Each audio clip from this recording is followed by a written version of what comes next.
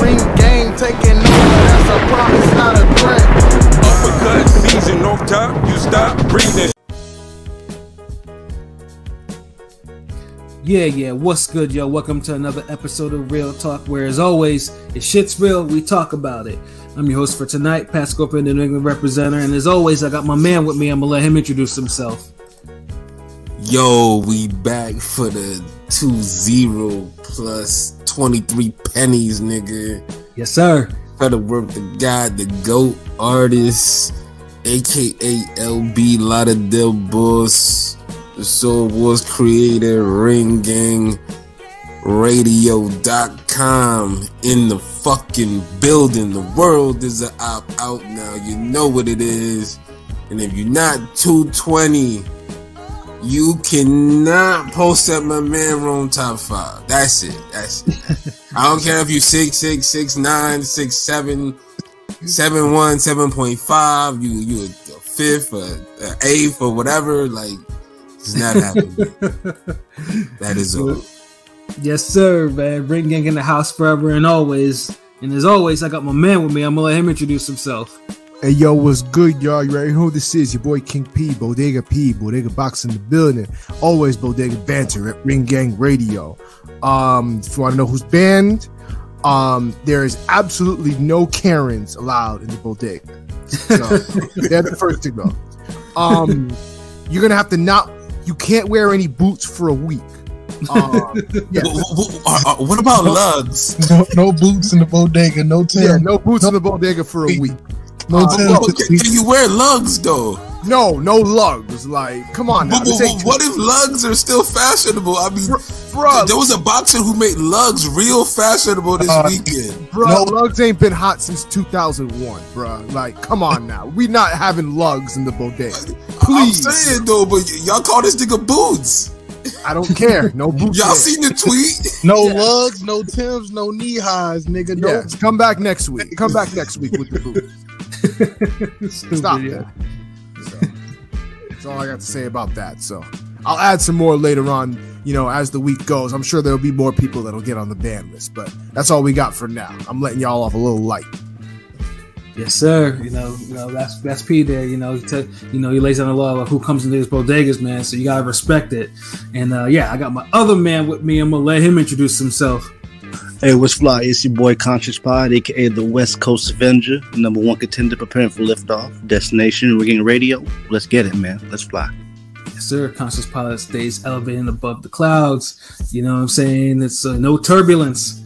So, last and certainly not least, I got my other man with me. I'm going to let him introduce himself. Yo, what's good? You already know who the fuck it is. It's your boy Rome Top 5, Chicago's own in the motherfucking building. 2023 was good. Ring Gang was good. We in this bitch. Yes, sir. Rome Top 5, aka Chicago win because he leaves these niggas in the breeze, man. As always, man, it's good. It's always good when we have him on there because I could tell, he has some bars to spit about what we're about to talk about tonight, man. So salute, Rome, for you being here. Always.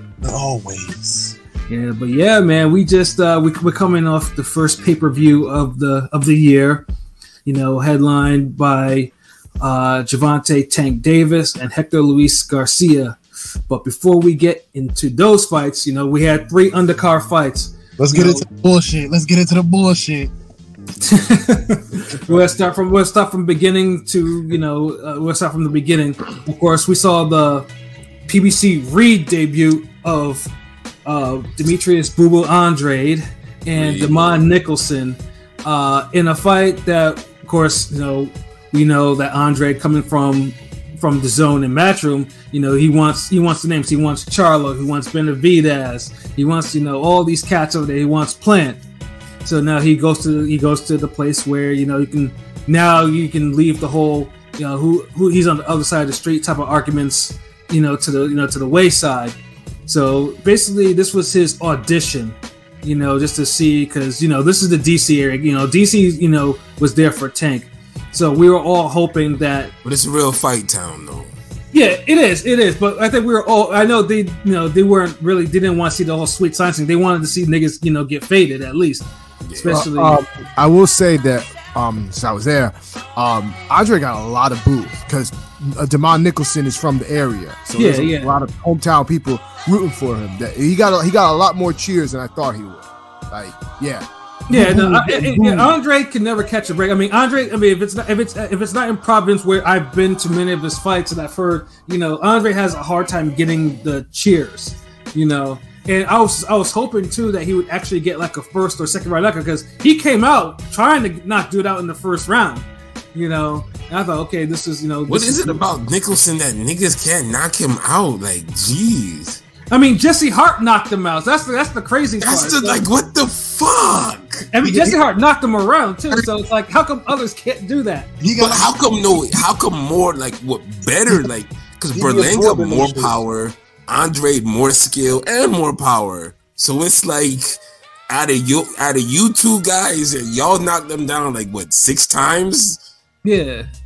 And y'all couldn't like neither one of y'all could finish him. Like what the fuck? About the way he blocks punches, where he absorbs the punches really well. If you watch him closely, it's like niggas be teeing off on him, but it's like his arms absorb most of the power. It's about 100?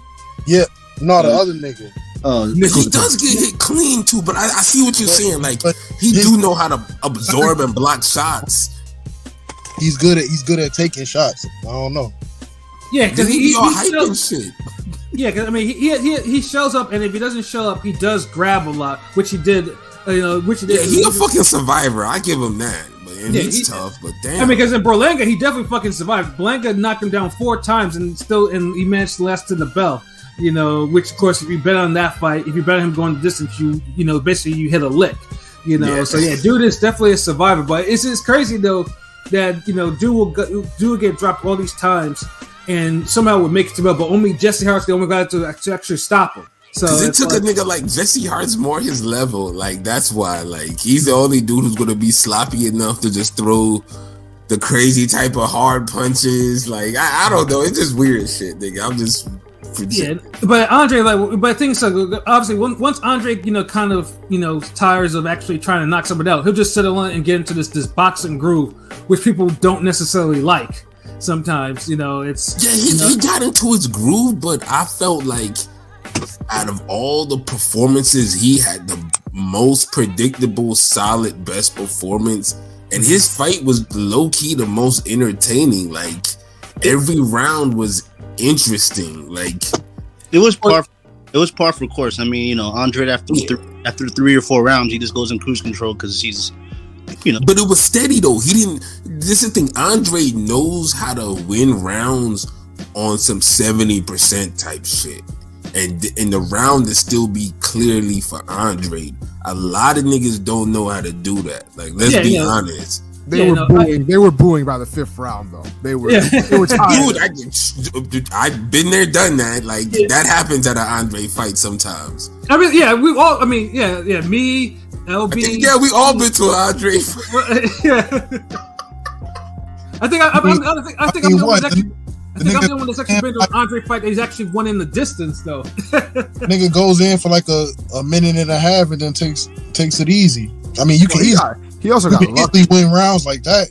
He also got lucky because he got knocked down. And do you think he got dropped? That ref was trash, yo. You think he got dropped? No, he definitely got dropped. If you see most of the refs were pretty trash the whole card. He's teeing off. How the fuck did he get dropped? It's because the nigga, he just stumbled a little bit. He didn't get knocked down. He got dropped. That was legit. It was like a double shot to the body. It kind of was like a push, but it was like, how was it a fucking? I'm not a push. That was not a push. It was a push. He pushed his hip. He pushed the hip, yo. I just play of it just now. He pushed the hip, and that's what caused that ref blew a knockdown. I thought that was Benny Estevez. No, look at it. Benny Estevez still refs. I forgot. And he still be fucking missing knockdowns. I could give you a bunch. Fucking Alexander Maidana. Yeah, I remember. What Chop Floyd Mayweather. I know that. But like I said, I mean, I thought, it was a body shot that knocked him down clean. It was off bounce, but it was the body shot landed clean. Yeah, it was 2. Two. How you get hit with a body shot combo? Like, goddamn. And the funny things too is that's what everyone was kept on Twitter. Oh, Andre got knocked down, like because Andre has a lot of detractors. So niggas were talking about, oh, he got knocked down. But if you notice, every Andre fight, well, besides the Jason Quigley fight, every Andre fight has one little brief. This nigga fell backwards. He did not get fucking knocked down. He got hit twice. If you get hit, yeah, but if you get hit before you fall down, it's a knockdown. Yeah. Like the white, it's not like he stepped on his foot. Like nigga, it's your. If I tap you on your shoulder twice and you fall on your ass, nigga. Did I knock you on your ass, or did you just? Or you just? No, you knocked me. You knocked me. You down. knocked me down. Like, you hit me on my shoulder. Like people get knocked down. Like De La Hoya, Pernell Whitaker. Yeah, like people, like if you hit somebody in a place that's a legal area and they go down, they go down. Like as long as you don't hit. Like we giving you like examples of all these knockdowns. That's crazy, nigga. Like he hits him with the 2, and then he pushes him with the other arm. He didn't push him. He falls. He didn't push him. What the fuck, nigga? I just you pull up a motherfucking clip right now. Yo, hold on, nigga. I'm looking at this motherfucking full-on replay mode, nigga. Like I'm ESPN right now, nigga. He didn't push him, dude. This hit him with 1 kidney shot, 1 rib shot, and then pushed him to the ground. Look at that. Get the fuck out of here. That's not a fucking push. That was not a push, nigga. I don't know what the fuck you talking about, nigga. Knuckles. He pushed him with his knuckles. It was like a knuckle push. A knuckle? This nigga, shut up with the knuckle push. Nigga, shut up. A knuckle push? Look at What are we talking about, bro? Like, we serious? I'm dead ass. Look at him. It wasn't a knockdown. This nigga dropped him. Like, nah. Yeah, this nigga's like dead serious. No. Yeah, and the referee blew the call. As they say in DC, which I picked up in DC, man, you lunching, man. Lunching, nigga. I'm not hungry. But no, I see multiple angles. That's what I see. I don't see him. I just see him stumbling. I don't see it as a knockdown. But it's the thing.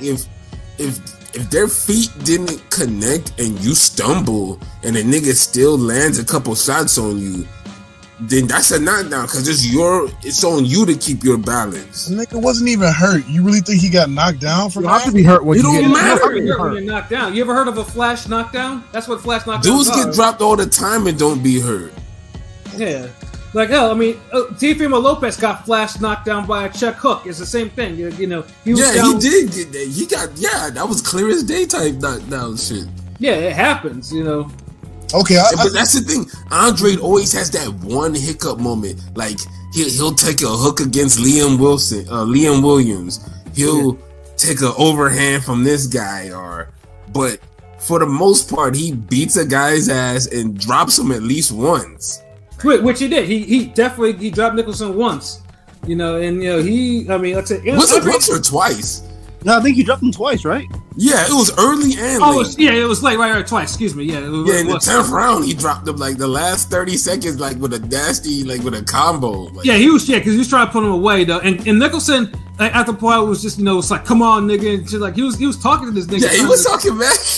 He was talking that shit to that nigga. I was just like, okay. I mean, and Andre was lighting him up at times though. But like I said, like Andre is saying, Nicholson has good defensive mechanics. He rolls with the punches, which he does, and he shells up. So so a lot of the impact is just like dissipates. So it's like he knows how to survive though. So you can hit him clean though. He's hard to put away. He's incredibly hard to put away. You know, and it went the distance. And I was low-key disappointed because I was like, I know that that people obviously they got Andre for a lot of different things. And I was just hoping that at least he would have a knockout in his bag for this night. Best performance of the night though. Fuck it. Yeah, no, it was a clear performance. Like dude was the one A side that actually performed like one. Did what he was supposed to do. Yeah, like it was clear. Like it was 100. It was 188 across the board. Like I said, yeah, I mean. But like I said, his dominance makes it like because Andre, it's not a stinky style, but it's a difficult style to box against. Which why, people like like a Canelo would be like, oh no, he's a terrible fighter. No, he's a fighter that can nullify your ass. That's the whole thing. Like Andre has a very difficult style to box against. And every and top look, if fighter, you're one of these damn Bivol dick suckers, then it's like you can't tell me because it ain't like Bivol been lighting niggas on fire before the Canelo and Zerto fights. No, but the problem was Andre is, I think it's more like Andre was there and he was seeing it in real time, whereas Bivol is kind of, he was kind of obscure, even though he actually has the wins on his record, and Canelo kind of gambled because Benavidez was far more dangerous to his style than Bivol is, and then Bivol did what he did. So we have that, but Andre, personally, I thought that was for him it was a good introduction. I wanted the knockout, but I know the crowd wanted a knockout because them niggas was not. It was boo boo. I can hear that all of my stream. Boo boo. Yeah, for the type of punches, but the thing is, Andre never completely let off the hook where he let Nicholson back into the fight, and he's won rounds. Like he still always kind of did enough to beat his ass and dominate him. So it is what it is. And I hope he gets the winner of Plant Benavidez or Charlo after he comes back. Yeah. We don't know when Charlo's going to come back, unfortunately, but I hope he gets a good fight. Yeah, that Charlo. I mean, it's a name in a perfect world. Charlo comes back, and I would say keep him. I don't care what anybody else says, and this might be a popular opinion. Keep him away from Morrell because Morrell will bully him. Like off of the fight that I saw, yeah, that's a bad matchup for. I would say this nigga just need. Honestly, put him towards more. I actually want to see him more like it's this point where now because niggas keep talking about. Hold on, you think Morrell beats Andrade? Yes. Oh wow, that's a good fight. I think that's like 50-50 though. I just feel like the style matchup and at 168, at that style matchup for Andrade, it's not a good one for him. Andre's kind of, I don't say he's chinny, but he's been dropped before. I remember he got dropped with on his debut on the Zone for that vacant title. He got dropped. Yeah, I was there for that one. Yeah, but the referee didn't call it though. Damn, this nigga be having some bailouts with these dropping. For me, if you want to ask me, I think he beats Andre. I think he beats Plant in a kind of like I think it's a boring fight, but I think he beats Plant. Him and Charlo is 50-50, and I think he beats Benavidez. I think he wants Charlo, but he said he's not going down to 160, so it'd have to be a catch weight or something. Of course, because dude, Charlo already been talking shit about going up to 168, so you can't just be like, nah. I mean, dude, because Charlo would be the only nigga from the Canelo era that didn't go to 168. So nah, Charlo's gonna have to go to 168. Like, who gives a fuck about 160 now?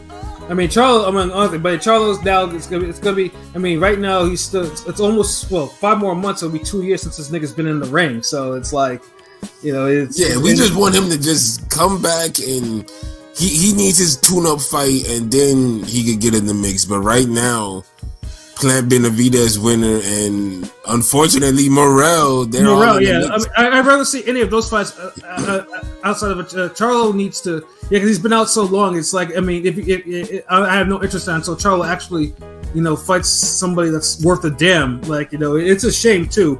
Yeah. How someone with his talent, unless Munguia moves up to 168 and says, "I'm going right after Andre," it's weird. He's looked as a joke by a lot of people, but some people think he could beat Canelo. It's like, but some people actually recognize his skill and think he's actually a top tier boxer. That shout out to Android and Lone Star. I see y'all in the comments, and glad Lone Star agrees.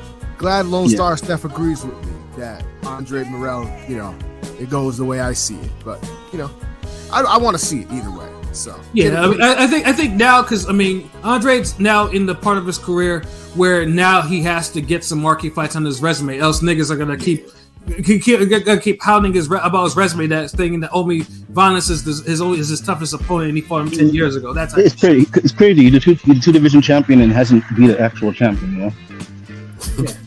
Yeah, it's what he has one, but yeah, now he needs to actually do that. So it's like he has like. But now it's the toughest time to do it because now because he's always been a big guy in all his divisions, but now he's no longer the big guy. Even though he was kind of bullying Nicholson in the first half, he couldn't stay that way.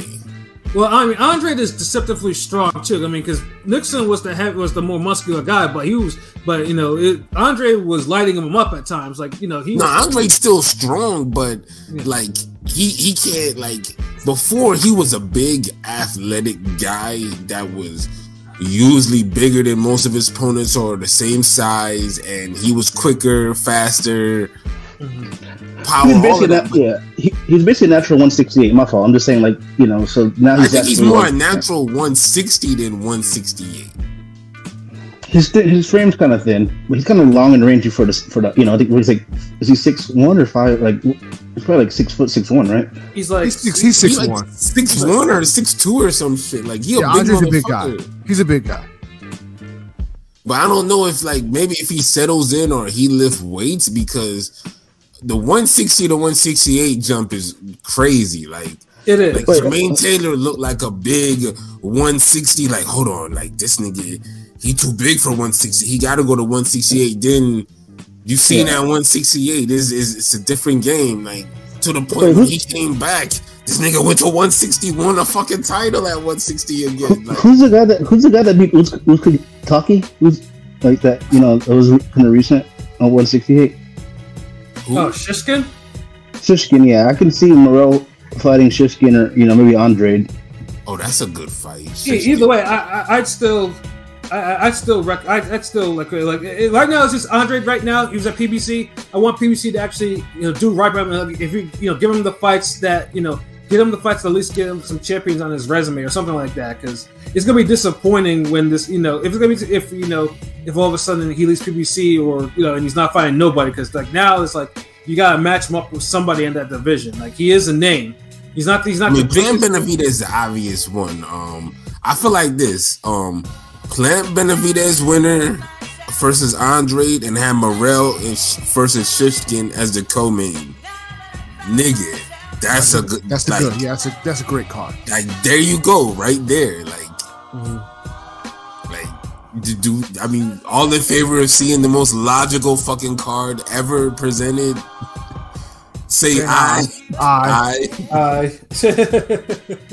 I think there we have it. Y'all want to talk about this low-key robbery? No, not low-key. Not even low-key. Stop that. It's more mid-key than that. It's more mid-key. It was a robbery. Fuck that. Yeah, it was a robbery. Fuck that. I mean, though, obviously the fight that LB is talking about, of course, is the PBC debut of Rashidi Speedy Ellis. No, it's not the PBC debut. It's his second fight at PBC.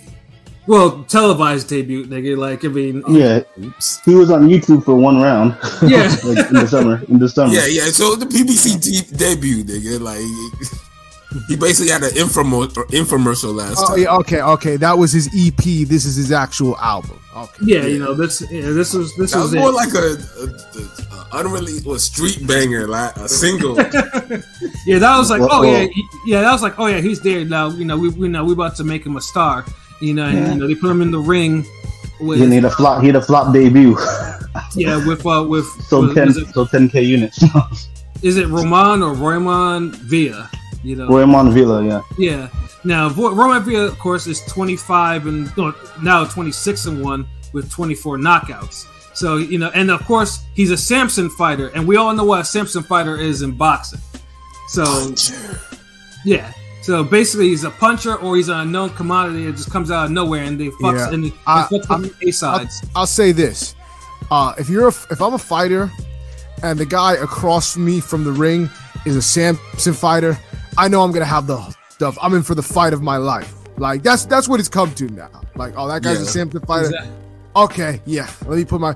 Stay alert. Like that knows. Like, look, you're fighting for the whole 12-round fight, whatever, or until you knock this nigga out. Right. Yeah, and of course we all know Speedy's situation. Speedy was once at Golden Boy, and Speedy was basically with an album on the shelf. Beat Roca and was shelved.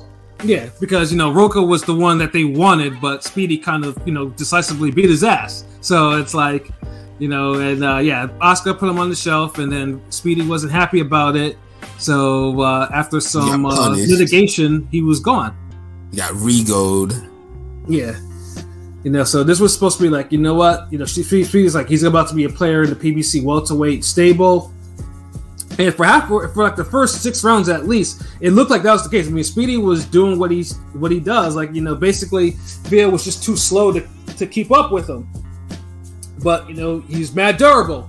So, and I know he was in his face. That nigga just wasn't throwing like Villa was like on like he kept being like he was pressuring him. It's like he just wasn't comfortable throwing, so he was basically. Oh my god, Villa wasn't doing like Villa was offset by a simple jab and a step to the left that Ellis was doing. Yeah, that's what I'm saying. Like, but I'm saying like I'm not saying he was winning. All I'm saying was he was on Ellis, and he was basically a moving punching bag. Like.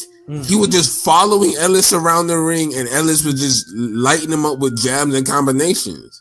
Yeah, like, I'm agreeing with you. Like, I mean, it basically looked like those old videos. No, that's just the frustration out of me coming out. So I mean, basically, it looked like those old videos where Floyd used to be doing that to Nate Jones. They used to have all that, and this nigga would be following him, and Floyd would be throwing punches. That's what that shit looked like to me. Yeah. My only thing, I felt like Ellis could have sat down on his shots a little more, like kind of like they were stinging good shots, but they weren't the real like hey motherfucker bow like. Honestly, well, he did. Go ahead, Pilot. I was gonna say I don't know if everybody said he won the first 6, but I feel like there were a couple, 1 or 2. I don't think he won the first 6. I thought he won the first 8. Yeah, thank you. Yes, like that's more like it. Like, honestly, you gotta go Beltran Burns as far as like a fight where a motherfucker just swept like a whole 8 rounds. Like, but maybe a Hopkins Taylor and a motherfucker just 1, 2, 3, 4, 5, 6, 7, 8. Then it's like, he's competitive now. But the problem was, as Albie said, he wasn't committed, and then he got tired from throwing all those. You throw fast combinations, You can only do it for so many rounds before you stop. Either certain things stop, before he didn't throw the jab, and the combinations were like shoe shines, and Villa just simply started walking him down. I mean, he was already there. He just decided, okay, you know what? I've been in front of him eating punches. Now he's a little tired. Let me kind of throw punches now. Oh, wait, it's working? Oh, shit, I dropped him. Oh, so that what happens when you throw punches. Yeah, I'm sorry, but that left hook that dropped Speedy. What the fuck? Yeah, the left hook that dropped Speedy, I was like, yo, what? Because he basically caught him with his hands down. He moved backwards with his hands down and caught that left hook. I was like, God damn it, Speedy. And that was a hard left hook, too. Like, Speedy was like, that's one of those Angulo Laura hooks. Yeah, like Speedy got up though, but I think it was clear that he was on autopilot after that. And then he still did a niff. He still did a niff. He still did enough to win the fucking fight though. Like the last knockdown though, Villa the last knockdown was also legit too because it was like a short left and a right that caught him right on the chin. He beat his ass into the ropes. But when that bell rang, I was like, "Damn, Villa might have just earned a draw." Because I didn't think he won the fight, but I thought it would probably be a draw. And one of the cards was a draw. Like it was like okay, but the fact that there was 2 114 112s, and they gave it to him, and I was surprised. I was like, that was the horrible part. Me honestly, I wasn't surprised for a couple reasons. Real quick, because I think the score, the actual delay between the end of the fight and the scoring took fucking long. Usually when that happens, there's some kind of fuckery brewing. But hold on, who do you have winning though? Honestly, I had Ellis winning, but I wasn't surprised, honestly, because Ellis turned down the boots fights for 250 or whatever. That's the rumor, but it feels like Villa's cheaper. That, right? I'm saying Villa's cheaper to like make a fight with like a boots, or something like that, as opposed to if they give it to Ellis. That's horrible, Reese. That's horrible. But honestly, like, it's probably true. I mean, that's what I feel. Honestly, I think Pilot's on to something. Like real shit. Like it feels like they was punishing Ellis because even if you was gonna rob him, you could have gave him a draw at least. Think about this, like, and shout out to my sister because we talked about it, like Wilder Fury 1 was a fucking draw, and that was a boxing lesson minus two knockdowns. So you can't tell me this fight couldn't have been a draw at least if you're gonna try to rob this nigga. So that's how you know he was robbed. Like, well, I mean, here's what I think too, because I mean, as I mentioned before, the Ellis one is pretty clear. I mean, he easily won the first 8 rounds.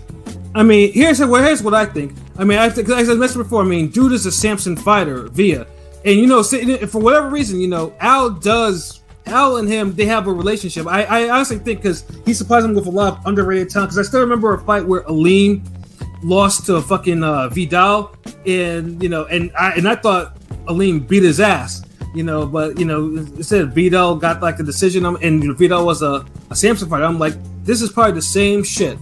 It's probably like I think more I can see that. Like, there's something. I think Benavidez is a Samson fighter. I think Benavidez is a Samson fighter. So. David. Because Samson, because a lot of Samson fighters do fight on PBC, so they're like, you know, and they're good fighters, and you know, they supply. They get a little extra love on them scorecards, a little plot armor.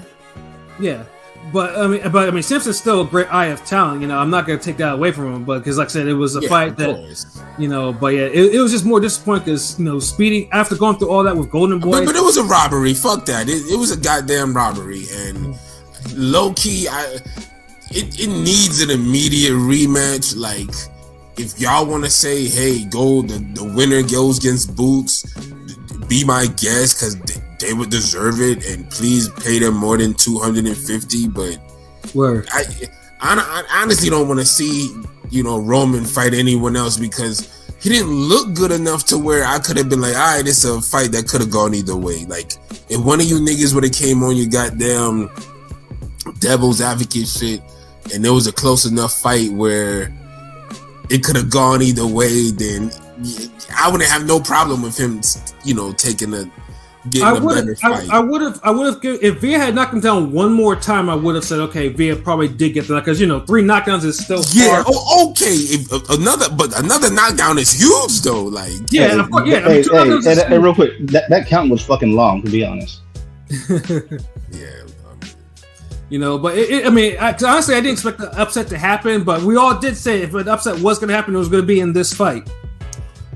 Well, this was the best match. The fight really. It wasn't the most entertaining fight, you know.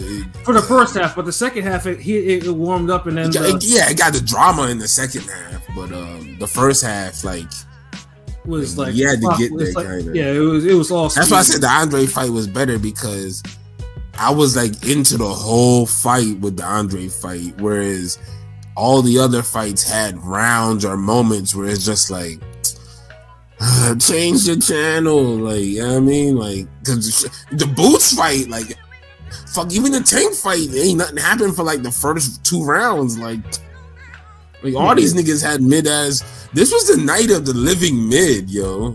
Well, I mean, I've been saying that might be the title for this podcast. The living mid, the night of the living mid. Like, it was just everybody was mid. Like, Andre was the only nigga who wasn't mid. Like, real talk. You know, and that's also true. But I mean, if for Speedy, but yeah, the Speedy might need to run that back because that fight was. No, he needs to run that fucking back. If you don't run it back, he need to just say, "Fuck it, I was robbed, but I'm willing to take a Boots fight. Both of us didn't look our best, and I think if we fight each other, we'll have a great performance." I mean, honestly, now, I mean, I like a Speedy Boots fight doesn't even interest me because he got his. It don't, but that's the only way he could spin it into a positive, like. But honestly, I agree. I think he needs to run it back. Like, yeah, he does need to run it back. And Villa should want to fucking run it back for his own sake because no way was that a goddamn dominating performance. He said he has no problem running it back. He's like, if they want to run it back, let's run it back. Then run that motherfucker back because that don't need to be the fight where you just rest on your laurels, dude. Like, like, yeah, I'm glad he said he want to run it back. I hope it's true. I hope they keep that energy. I hope the money, all that shit is good. Whatever, Ellis, you might be the B-side. Whoever the fuck, just do what they say. Dude, you need to fucking take that fucking fight, man. Please, like. And honestly, I would like do some strength training, do some punching exercises, sit down on your shots. But honestly, work his body more, and I will go for the knockout. Yeah, he definitely needs to do that because I mean, like I said, Speedy, like you can't be taking L's in your on such a wild state on a big stage like that. Yeah, from all those people, you know what I mean? Like you can't be a boogeyman going up for another boogeyman fight and you losing. This doesn't work. Like, and speaking of boogeyman, of course, the co-main, we have Jerron Boots Ennis and Karen. I can never pronounce his last name. P, did you ever learn how to pronounce his last name while you were there? I did and quickly forgot because that's how much I cared. Facts. But Rome, I know you want to spit your bars on this fight, so please enlighten us on the Boots fight for us. Rome. I date your brother. Yo. Yeah, there we go. Yeah, enlighten us on the Boots fight since I know you want to drop your bars on that. Okay, Boots. Okay. Listen, this nigga needs to work on his footwork and ability to cut off the ring so that niggas that are running from him can't run from him. Because this is an example of a lack, or what is it called? What's that thing? A chink in his armor. This is a chink in his armor. If a nigga is running from him, he has nothing. He's just swinging for the fences. This nigga was making this nigga look goofy. Like, this nigga easily should have tagged him with a nice little 3-piece combo, got this nigga out of here in 1 or 2 rounds. But the nigga, he made him look crazy. Like, this, how could you not cut off the ring? Well, this running the whole time. He wasn't trying to throw no punches back. He wasn't trying to counter. He was just trying to avoid every punch. All he had to do was cut off the ring. Yeah, that's one thing. I mean, Boots, because all of Boots' previous opponents, they all came to him. They didn't have that type of footwork. Karen had exceptional footwork. Make no mistake about it. His footwork is that's high. That's high level footwork that Karen had. He was running great footwork mixed with good head movement because he was just bouncing his head back and forth. It was just like every time Boots threw a punch, he was just swinging, hitting air, and that's why he was getting gassed and he couldn't get him out of there. Yeah, and then he started working in a sneaky left hook that was effective the whole fight because he kept his energy. He wasn't gassing himself by throwing punches for no reason. No, the sneaky left hook. You're talking about Karen, right? Yeah, Karen had a sneaky left hook. Yeah, the sneaky left hook was landing over and over and over. He was doubling up on that motherfucker too. Because as he kept surviving, he realized he had a couple punches he could throw in there. Honestly, that's facts. Nah, I just want to say this. You know me, I gotta say this. So, 3 things that this showed me that Boots is there for his opponent is footwork and some movement, as well as a left hook and a counter right hand. I know someone who can do all those 3. Wait. Is he from Florida? Is he light skinned? Yes, he is. The guy that everybody said, Boots would run through him. Boots would stop him. Hold on, that guy? Hold on, wait.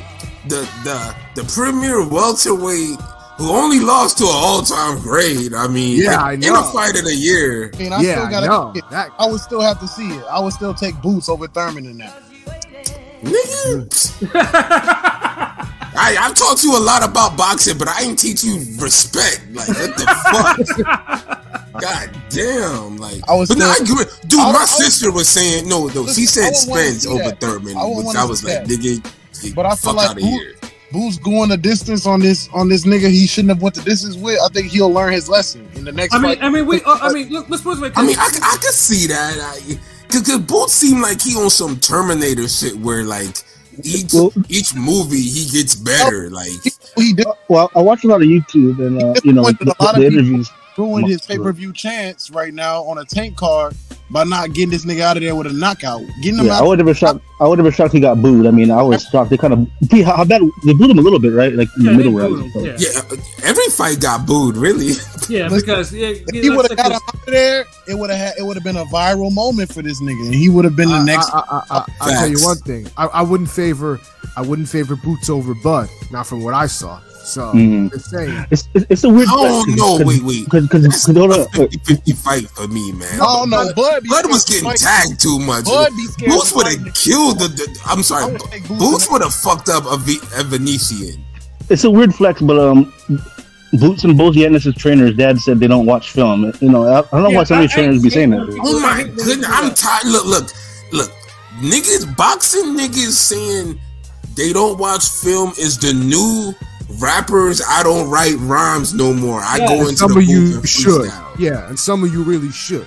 And a lot of you motherfuckers really should write down your lyrics and your bars. And a lot of you boxers really should be fucking watching tape on motherfuckers. Cause I mean, we have YouTube people. Like we have. I don't get it. Like, dude, like. Yeah, shit, Roma tell you, niggas know, like, I literally got, like, a VHS collection of fucking boxers, like, studied them, like, niggas, I know my fucking boxing, like, I don't know how these niggas is in a profession where you're literally, your life is on the line fighting a motherfucker and you're not trying to study and see how good he is and how he matches up with your fucking instincts and your talent and your skill and technique. Like, I don't know. Like, that's not a flex to me. LB, you know how it is though with some gyms. Like some niggas are just nice with it. They just know how to fight. They don't really care about the extra shit. You know, like the learning. Like I know you've seen this in your gyms too. I've seen this in my gyms. Like niggas just like to fight. They're just not that night. You know, they don't care about the extra shit like the history or doing any of that shit. They just want to fight, and that's always been like the biggest thing. And that's always been. I get that, but then there's got to be like a love of boxing, though, because I feel like. If you truly love boxing, you're gonna immerse yourself in it so much where if somebody's like, yo, here, man, here's some tapes of your next opponent, you're gonna watch those shit. If like, I just don't get it. Like, yeah, and this thing, like, and Boots, I know Boots is a dog. I know he's in the gym, but and I know he loves boxing for the amount he trains, but your love has to transcend the physical. Like, it can't just be the apple, you just fucking ring. Yeah, exactly, and that's the thing. I think the father now, hopefully, Bozy understands. Like, I got to start like watching some YouTube, watching some film on these cats because you just never know. Like, I mean, they can get this information. Like, I mean, there's always someone that knows how to get all this footage that they need on their opponents. Now, Karen, I get is a little bit more of an unknown situation. I mean. Most people thought that Karen was just running most of the time, but Karen exposed several of Boots' flaws. Yeah, he wasn't really. He was basically making him miss. Yeah, that's what he was doing. He was. At the end of the day, he was baiting. He still failed that ring general's trip. He wasn't running. I mean, I feel like people gave the excuse of him. He was sticking to moving. He was running. Fuck that. He was sticking to moving. No, he was sticking to moving, but he was moving. He was moving a little more. He was moving a little more, but he was sticking. This is an interesting comment from Lone Star Steph. He's like, nah, Boots can't mess with Bud right now either. He needs experience. As far as top guys for him, yes, Keith Thurman and Ugas, but Bud and Big Fish way too much technique and experience. They'll knock Boots clean. Which is true. Get the fuck out of here. Yeah, I believe that. That nigga. Hey, dude, look. If that was such an easy fight, these niggas was fight him already. Like, let's see what happens. Listen, I would take everybody. So I would take these are 50-50 fights. No, I'm not. I think Bud and Spence could beat Boots, but the problem, especially, here's the thing with Spence, that's not a good style matchup for Boots because Spence will stay in the pocket, and you don't want to be in the pocket with Boots. So I mean, Spence has Boots to overpower these niggas. Spence has the jab and the body work, and why I would probably favor him against Boots. But a guy with Spence don't have great footwork either, and he don't move his head. So that's a bad matchup against Boots. Yeah, Spence will get in his face. Spence will get in his face. It seems like Boots obviously cut in the ring, but his outside game I expected a little bit more of his outside game. Dude, look. This is the thing with Spence. Like Spence versus Boots is all wrong because Spence has to fight a pressure style to be effective against Boots, and that's like literally pick. That's like saying that's like getting like a swarmer nigga to fight like a pressure. Like pick a good pressure fighter from like 135, 140, and make him fight a pressure fighter at 160. He's gonna die. Beth, I'm not saying Boots beats. I mean, but that's what you're. But honestly, that's what you're doing. That's like okay. That's having like okay, fuck it. I can't think of any other. That's like having Spence at 147 fight Golovkin at 160 at 2018. And you know the funny things too, people will still pick Spence for reasons I don't want to get into, but you know, Spence ain't beating no fucking Golovkin at goddamn 160 in 2018 prime, and that's not even prime Golovkin. I'm giving you slight peak Golovkin. 2018. I'm just reading Nathaniel's comment. He's like, are we really talking about Boots beating the top 5 guys? Yes. What the fuck? Like who, dude? You seen how Ugas fucking goddamn smacked up Spence and he didn't capitalize on it. You give Boots one moment like that? Come on, man. Spence don't have the footwork to be running Boots in the shots like that. And Boots was still eating these hard, clean, fucking counter left hooks from Karen all night.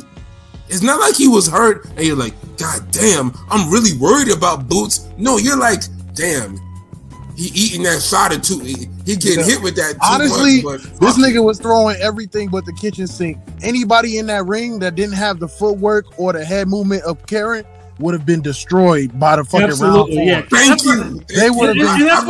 He was throwing haymakers in the last round. So I'm like, yo, this nigga is out for blood. Like, and Karen was traded. Look, the last round, Karen said, "Fuck it, like y'all niggas gonna make me. Y'all, I'm gonna be back on your TV again. Y'all gonna see this Michael Jackson Sega Genesis Moonwalker." I will say this though, like the boxers, like people like J Rock, like they were all giving Karen props because his footwork it was exceptional. Like there's one thing, like there was running and then there's footwork. Karen's footwork he was side to side, like the other movement. That shit was driving Boots nuts. He was doing both. It's just the thing is, with great footwork comes great responsibility. Right, when you can outmaneuver your opponent with great footwork, you now have to implement a fucking offense. Yeah, that's where the fight was lost. If Karen had actually been more offensively responsible, it would have been. He would have had a chance.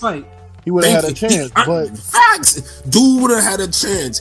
But all he was really doing was frustrating Boots because he was just making a miss. I mean, he was still landing a good hook every now and then. But if Boots is throwing fucking 60 punches and landing 20 of them shits, and you only throwing 20 and landing 5, like, nigga, you gonna lose easy. Yeah, and he still lost. He lost cleanly. My whole thing is, when we saw Spence do footwork and tap dance around the ring, it was against a fucking lightweight. How'd y'all score that fight? Like 9-3? I don't even remember scoring it. He lost every fucking round. Boots beat his ass. I think Karen got a couple rounds. I think Karen got 1 or 2 rounds. I think officially. I could see him look 10-2, 11-1, some shit like that. 9-3 is still good. So I think I had that. 9-3 is cool, but nothing more than that. Like, I mean, come on. Yeah, probably 10-2, not no 9-3. Yeah, no, like I don't even see a 9-3. I mean, for Karen, like, I mean, because usually I'll call a running ass nigga a runner, but he wasn't running to me because I was like, nah, he was kind of running. He was kind of running. He was running in the King P said this nigga was kind of running. That's all you need to hear. Running in the last because you know I'm the OG backfoot boxing connoisseur. So if I say he's running, he's kind of running. Boots rocked him. I think it was round 7 or 8, and he got saved by the bell. And Boots looked in the corner. He was like, "I got him." He started running from that He did start moving a little bit more because he felt. Yeah. I think because Boots' body work, because Boots had been hitting him to the body with one shot there, one shot there. That's what. After that was the first time he went past 6. At first, it was more of a shake and bake, but after that, he was running. He was like, "Yo, let me just survive." Facts. He was like, "I made it to the 8th. I can survive 4 more."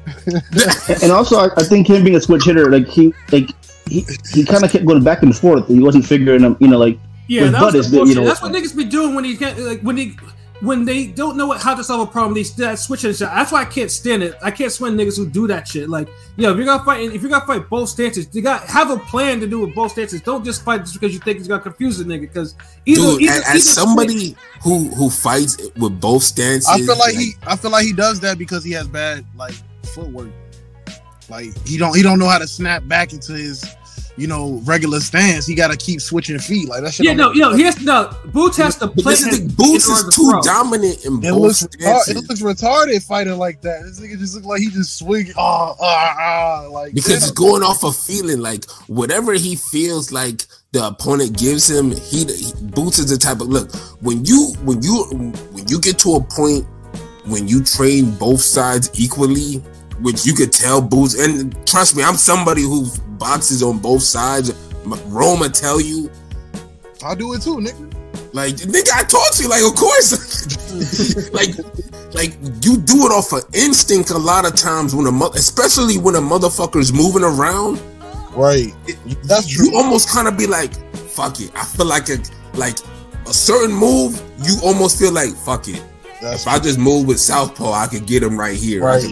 You can corral him here. You can start conventional, dodge a punch, switch to south, hit him with a jab with the right, come with a hook, switch back. You maneuver back conventional. But that shit is too much work. Like, damn. But see, that's the thing. Like, that's the gift and the curse. Like, when you become so fluent at it, it's just natural. It's the instinct take over, and that's why sometimes you see a guy who switch hits, they get caught up in the whole fuck. Like if you think too much with it, you kill yourself with it because you're like that boxer with too many tools in the toolbox. Instead of saying, okay, I just need to counter with the left hook, you're thinking like, damn, but what if I counter with the right hand and then on the right uppercut? Or what if I counter with the left uppercut? Because I have an Anthony Joshua uppercut, but I have a Rocky Juarez left hook. I got a Tommy Hearns right hand. I could step back with that. Like, no, motherfucker, just throw a punch at this point. and that's what I said. I've never been the elite fighters can. I've seen elite fighters do it. Crawford is one that does it at an elite level. But see, Crawford don't even look. This is the thing. Like, I tell you about Crawford. He's one of those dudes. He's really a southpaw. He's one of those dudes, and I get it because I used to have the same flaw, same problem. He'll come out conventional, but when he sees somebody could trouble when he figures you out, my fault. When he figures it out, he switches southpaw.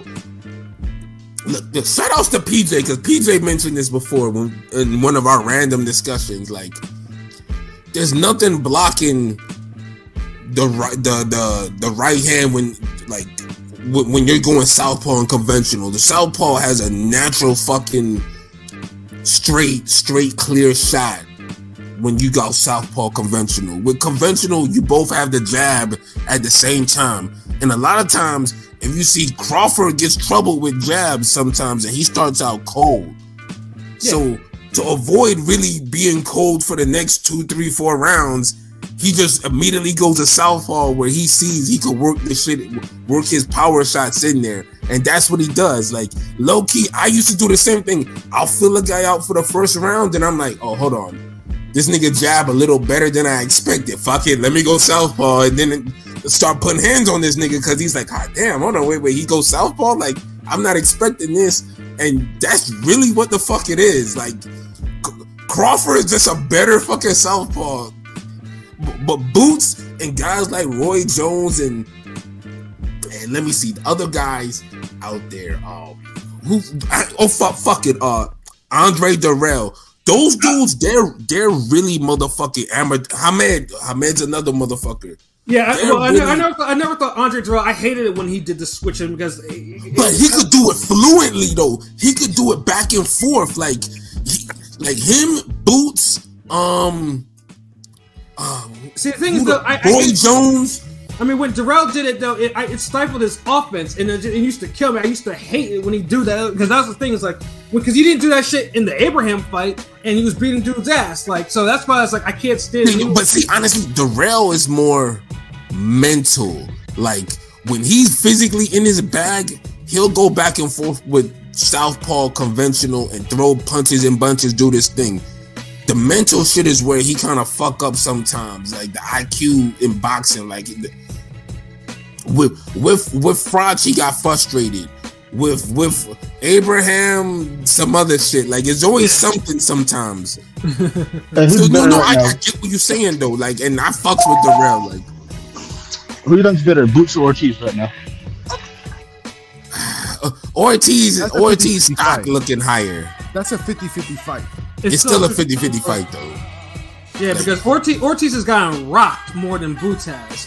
Thank you. And but Boots has been, but Ortiz has stopped everybody, and there's the niggas who've been standing up to him, moving, doing whatever. 100% KO ratio, a much deeper resume. Right now at this point, I don't say much deeper, but he's a better resume. Yeah, and that's why I always said before, like I was a big fan of them fighting early. Like fuck, you don't need to be. Shout out to Lukey because he was doing that same shit. Yeah, I just thought these niggas somebody needed a belt first. Fuck it. Yeah, but then because I thought they didn't need a belt. I was like, yo, let one of them eliminate each other, and then let one of them go for the belt after that. It was like, cause it was just the cross their paths were aligning. They needed that. And no, but you need these niggas to breathe down Spence and Crawford throats so these motherfuckers a fight. Right, and right I don't want them to eliminate each other yet because, look, man, I need a fucking Crawford, Spence, and Thurman are the last standing guys from the old guard. I need one of these three motherfuckers to get it on to say who's better so they could take on one of these young motherfuckers and see who's the king of welterweights. Until that happens, welterweight is just chaos because right now I don't know who's the clear best welterweight. Well, right now Boots has that interim IBF belt, so he is breathing down Spence's neck on that tip, like Yes, and we need that. Because because when IBF calls for that fight, Spence is either going to have to take it or he's going to have to give up his belt, and of course that's going to be a duck if he gives up the belt. If he gives up that IBF belt, he better not. Nah, he gotta fucking and Crawford. He gonna have to fight Stanionis or Ortiz, winner somebody or Thurman.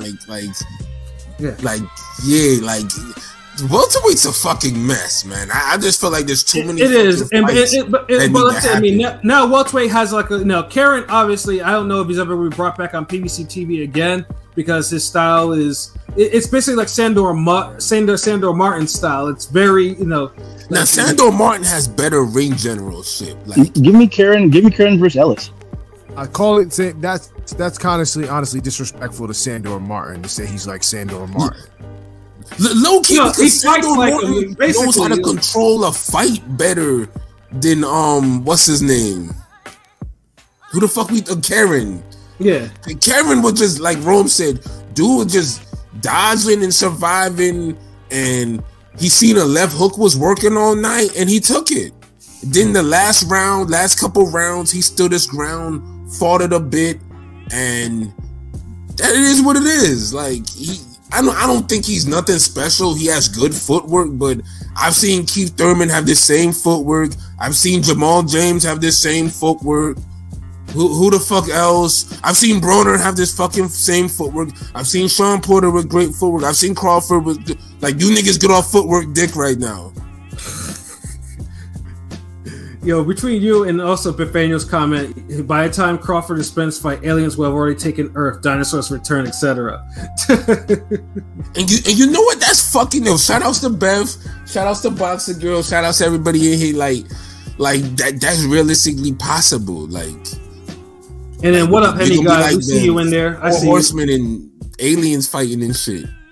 Yeah, welterweight is right, but it doesn't help though that a welterweight showcase like this, ended up being really, the worst kind of showcase. I personally, mid case, and nothing show about it. Yeah, it was the thing. I mean, Boots was apologetic about it at least because he's like, well, Boots was like, oh, he didn't want to fight. I mean, which is half the thing, but it's no, because I remember Butler was even more negative than Karen, and in a way, the monster, he still hit him with that radiation blast and Godzilla his ass out of there. One of the things too, someone actually mentioned Plant Canelo as an example of that too. Plant was doing all that moving around, and eventually Canelo got him out of there. That's someone was actually mentioning that on Twitter. Nah, because Plant kind of won some rounds, and like that's a different fight. Like Plant wasn't negative like that. Like actually, like Canelo was tagging him with unnecessary body shots the whole. This nigga said unnecessary. No, because it was unnecessary. Because look, dude, Crawford was just taking those shots to the body on that one side for no reason. He could have stepped back. He could have blocked them. Like he just literally let Canelo chip away at his health bar for no reason. That's why it was unnecessary. Like it was the most unnecessary punch in boxing to take.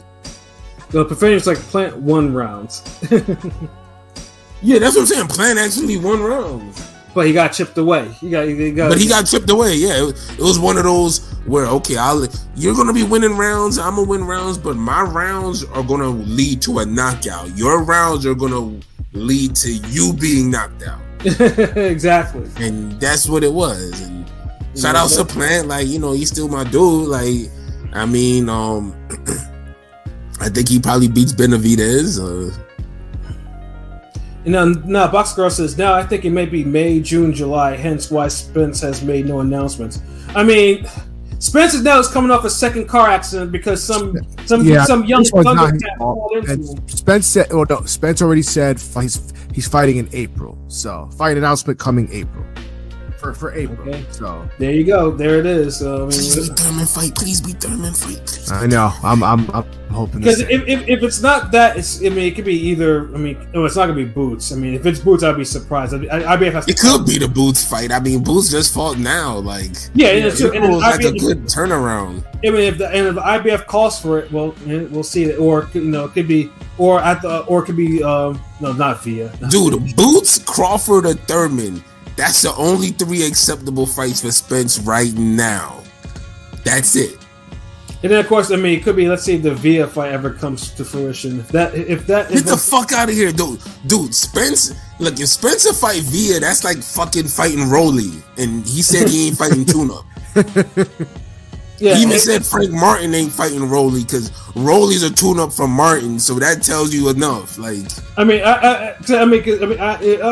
if that happened, I can only imagine the shit that boxing Twitter will be on. There's no way fucking Spence fighting no nigga like that, dude. Spence is either Crawford, Boots, or Thurman. Like Crawford, Boots, Thurman in that order. For most people, they'll say Crawford is 1. Boots 2 and Thurman is 3. For me, it's Crawford 1. Thurman 1, Crawford 2, Boots 3. But any 3 of those names is acceptable for me. Yeah. Well, anything else, and other than that, it's just like, well, you gotta have to explain why that's the case. Yeah, you gonna need some explaining because y'all already got Ortiz and Stanionis wrapped up. Like that's gonna happen, so it's not like you could bring one of those 2 into that equation. Well, that's not gonna happen for a while now because Stanionis got surgery on his appendix, so he's gonna be out for a bit unless Virgil Ortiz and Spence, but I don't see that happening. I know Virgil's team has kind of now said that like they're not gonna wait on Stanionis to get back. They're gonna take a fight in between. So we'll see what comes from Ortiz, that. I'm pretty sure it's probably one of Spence's mandatories for one of his belts. I'm sure of it. No, Stanionis is.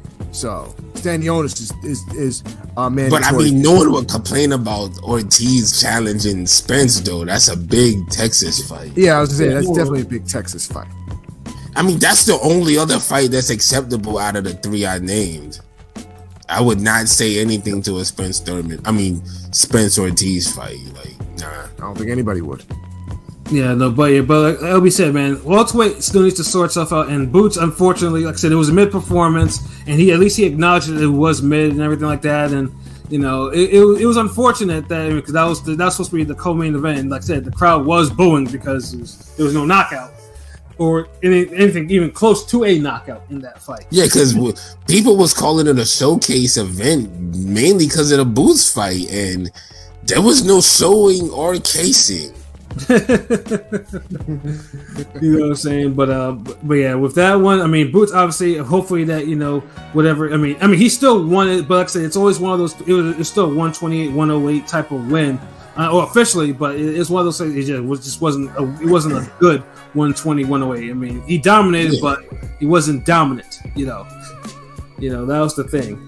Because not like he got a knockdown either. It's just no, you're close to a knockdown. It's like that's the problem. Like, so he never really had to do it on roller skates. So Karen was pretty much unscathed. You know, just like he was. Yeah. You know, he was like literally, Karen could go back home, get on his block, and say, "Hey, man, this nigga Boots ain't shit. He couldn't hurt me. What is that? Da da da da da. Man, I could fight him for 15 rounds. He could say that and." You really couldn't really fault the man. That's what he could really do. So, Steph, and if he does, Steph, why wouldn't it be legal? Like, yeah, he signed the fight. Like, the fight wasn't officially signed. I mean, it was agreed upon, but like, there were some last minute like things to iron out. So it wasn't like official. But it's like Stanionis can't fight because he's having surgery. So if Virgil wants to take a fight in between, I don't see what's the problem.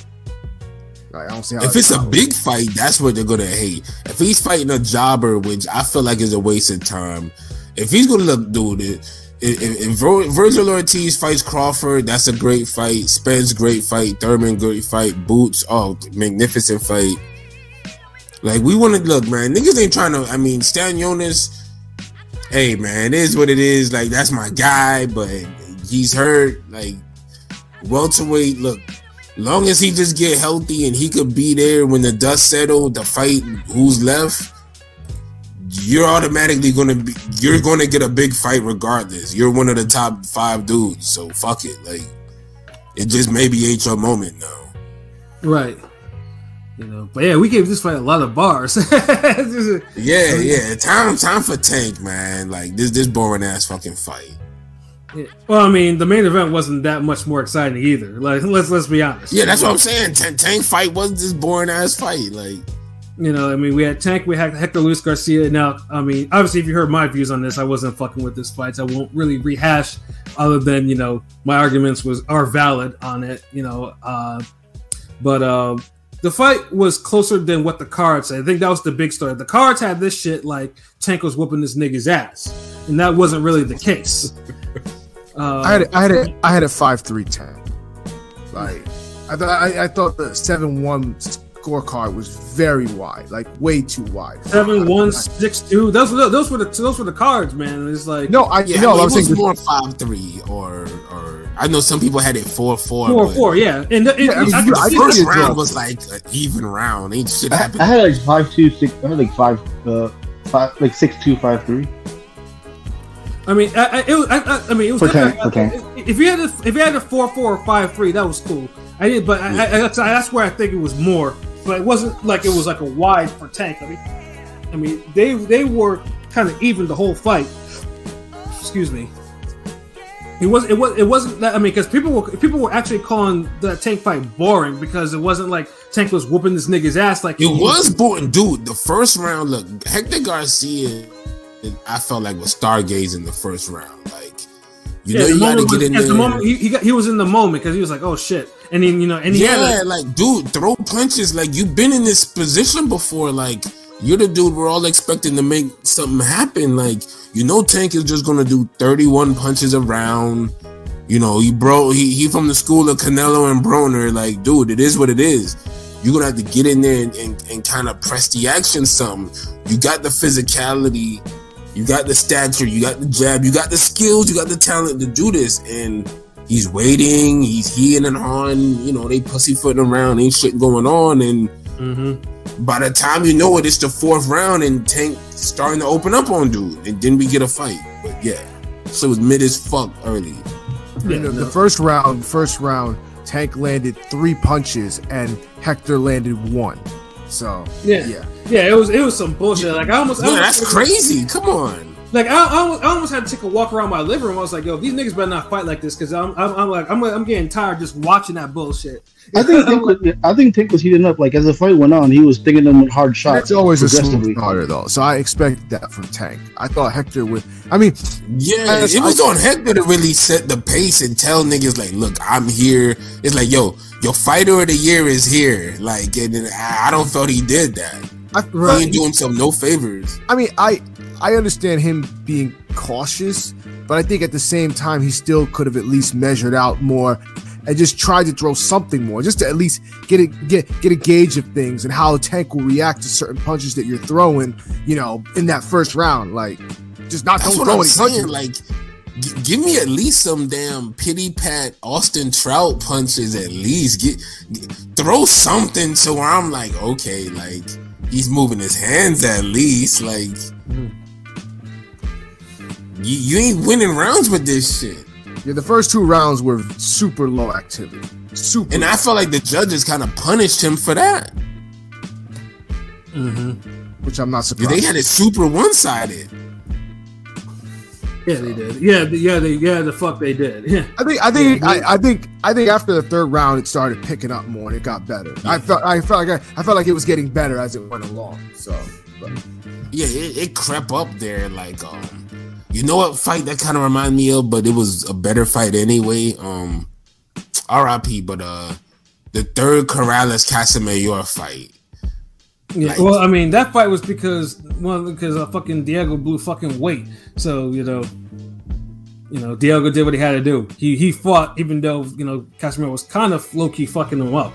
Yeah, but the thing is, it ended up being a good fight. Like, after the first 4 rounds was like, damn, change the fucking channel. What these niggas doing? They gave us 2 good fights before, but after that 4th round, it's like these 2 got it going, and it's like, God damn. Yeah, I don't know. That's why I honestly hate watching Tank fight because it takes too long to pick up. It's like it's like this nigga be sitting there watching TV for 3 rounds. He'd be all right. Oh yeah, we fighting. My bad. Surprisingly, Barrios was the one that actually made him fight because Barrios' fight is looking a lot better now. Because Barrios was putting hands on him because he was making him fight. Because Barrios actually understood that I'm the bigger guy. Let me go. And I have a reach and I have decent power. Fuck it. Let me get off first. Let me use little minimum footwork, move around, ring generalship, and let me put right hands behind this hard jab. Like, you would think that's fucking easy. That's simple whenever you fight a short motherfucker, but I don't know. Hector Garcia, I don't know, man. Fuck it. Like, I'm gonna just be real. Like, dude, like, I mean, Dominican boxing, like, y'all had a whole year, and then y'all niggas literally fumbled it within a month. Like, well, damn. Rivera and Hector Garcia, I don't know, man. What y'all doing, yo? What y'all doing? I mean, Boxer Girl is like, yeah, I mean, Tracy, yeah, Hector felt the power. Yeah, Hector felt the power early, and, and it made him very cautious. And this is just an example of just because a nigga is undefeated at a lower weight does not mean he can go up and beat the top nigga. Well, see, that's all. I didn't feel because come on. You can tell the body shots were crippling this nigga. This nigga, every time he got hit with a clean shot, he would just stop in his tracks. But see, that's Garcia, dude. He wasn't ready. That's Garcia's fault because that's his game plan. That's like I said with Plant taking those unnecessary shots from Canelo, like those little chip away liver shots, those little left hooks, those little straight shots to the body for no reason. Them shits is gonna eat that nigga. He's not built for that. He hasn't had that many fights at this weight to be eating them shits. Plant is fucking bigger than Canelo, but that's what I'm saying. Like Garcia, like that's his own strategy. That's his fault for getting hit with certain shots. Like, you're not supposed to get beat up and TKO like that against a smaller puncher guy, a smaller guy who's throwing less. Let's tell him throwing less too. Tell it for what it is. The nigga quit. No, he didn't quit. The nigga quit. No, he didn't quit. And then, but I couldn't see. Can you see now? Yeah, I can see everything. I can see you. I can read a book. I'm good. Nah, he didn't quit. It felt that way, man. Nah, his corner stopped it because at the time he couldn't see. Like that happens. You get hit with that one punch. He was basically fucking. The man said he thought he was knocked out. Like he thought he was knocked out. This nigga is a professional boxer, and he's fucking there's no way his corner was gonna let him go out after that. Dude, so my whole thing is like, so no one's ever rocked him before, because honestly, he's never took a hard punch and kept. No, going. He's like, been. Like honestly, thank you. Like, well, the thing is, I think because he fights guys usually, he fights guys usually from 126, kind of moving them up. But I think his chin's pretty underrated because he walks through shots a lot of the time. But he ain't walk through no fucking tank shots. No, and that's the thing. No, I thought you meant tank. I thought you meant tank's chin. My fault. Buckle, it didn't make his knees buckle. He didn't touch the canvas at all. You can't. He was stunned. He got stunned. He got stunned. He didn't fly into the ropes. He didn't do nothing. Yeah, he didn't do all that, but he got buckled. At the end of that round, he got buckled. He got buckled bad. He got buckled pretty bad. But look at all these other niggas who took tank punches. Look, watch the end of the round. He was taking shots. The end of the round, he took like 3-4. Go and be like, oh fuck, my bad. Go to their corner. Them niggas be like, you ready? They be like, yes, nigga, I need this. Dude, Hector almost went to the wrong corner. Like, dude did not know where. Nigga, that happens in a lot of fights. Yeah, and the fight keep going too. So headshots all fucking day. He went to the wrong corner. They told him, and then he told his corner, like, I couldn't see. Like, I can't see. It happens. Like, and he didn't have no cut. So it's like, what the fuck? Right, you got two eyes, nigga. Hey, LB, there's a question that in the comments for you. Hey, Shutter. I ain't even looking in the comments. My bad. Let me see what's good. Yeah, you said there's a question from Bethaniel. Hey, Shutter, you think Cruz did better? Hold on, where the fuck is Yeah, definitely. You the question. Yeah, we're reading it to you, Shutter. I'm reading it to you, nigga. Y'all reading? Okay. Yeah. What was the question? He said, hey, Shutter, you think Cruz did better? That's the question, nigga. Cruz, hold on, who's Cruz? Leo Santa Cruz, nigga. The fuck hold on, wait. Leo Santa Cruz. Or Isaac Cruz. Or what's his name? Isak Cruz. Which Cruz? Okay, are we comparing it to damn Hector Garcia? Yes. In terms of tank performance. Yeah, Leo Santa Cruz definitely did better than Hector. Hector, because Hector. Look, Leo Santa Cruz was at least giving us a fucking fight of the year type of like low key. He said short Cruz. He meant Isaac. Short Cruz. Oh, Isaac Cruz definitely did better. Dude, both Cruzes did better than Hector Garcia. Which is also true, yeah. I agree with that. Hector Garcia, Hector Garcia literally has more talent, more physical, more skill than both those guys. Who did better, him or Rolly? I mean, to be fair, nigga, I might say Rolly did better. Yeah, shit, nigga, Rolly did way better. I don't think Rolly at least won 3 clean rounds, and he wasn't on no scary fit with fucking. Because Hector Garcia, low key, was a footwork lateral movement away from being carried.